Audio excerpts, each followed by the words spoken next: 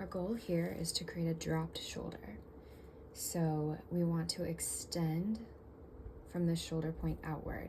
But we want to do that in a way that gives us the ability to have movement and room still within the shoulder. And the best way to do that is to take from our sleeve cap and give then back to our body. Now the very first thing I want to do is alter where the fullness is from these darts. So I do not want this shoulder dart at the back. So I'll do a little play with the slash and close.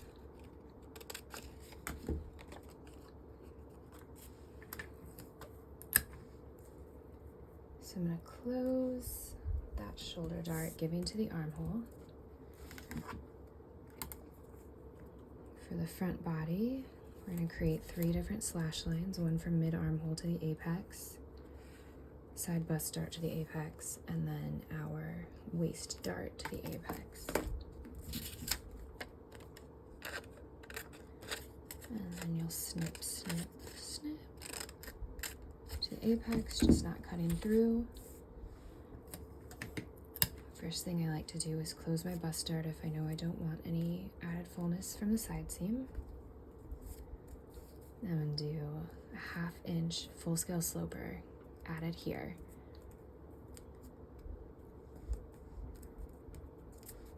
So this will become more closed. I am adding fullness here, but this will not actually add up to be a dart. This is just giving us a little more momentum and movement here.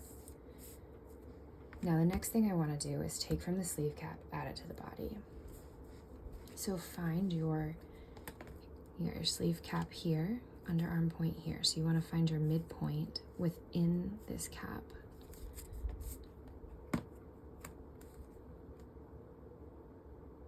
And draw a line straight across.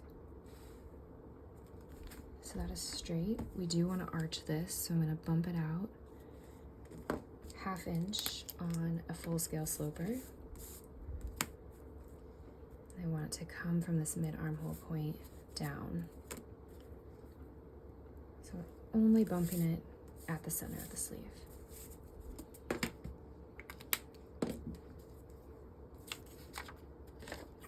Now I want to separate this. Label my back and front real quick. And then not only separate it from the sleeve, but cut it up straight. And then we're going to attach it. You're going to have to flip these, match it at the shoulder and the mid armhole point.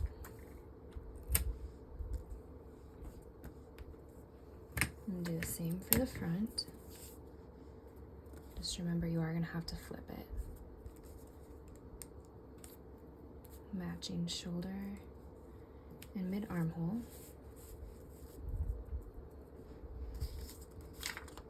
And then for our sleeve, we're not done yet. I'm going to cut this in half. This will be a one-piece sleeve, but we do need to add a little more wiggle room in here. And we're almost done. Tape this in place. See if I can fit everything on one page here.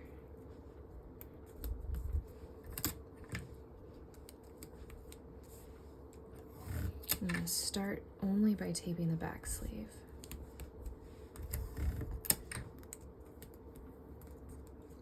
So I want to add just a smidge more movement into the shoulder. So on a full scale, I'd be adding a 1/2 inch outward here. So about an 1/8 inch on these quarter size slopers. And then smooth through your shoulder points. So there's no bumps where we had attached these sleeve caps. And most importantly, walk out your front to back. So for the back, we have added, for the back of the sleeve, we want to add 1 inch between both these panels here. This inch adds up to the 1/2 inch that we added to the back and front bodice over here at the sleeve point. Just making sure that this will fit in. So I'm marking 1/4 inch for these 1/4 size slopers. And then I'll tape it up right here. Again, we have an option with this elbow dart. You can either keep it or smooth through it and bring up your hemline at the base. Other than that, you just need to clean everything up with with a traced outline. I'm just gonna add a quick little cap here so you can see.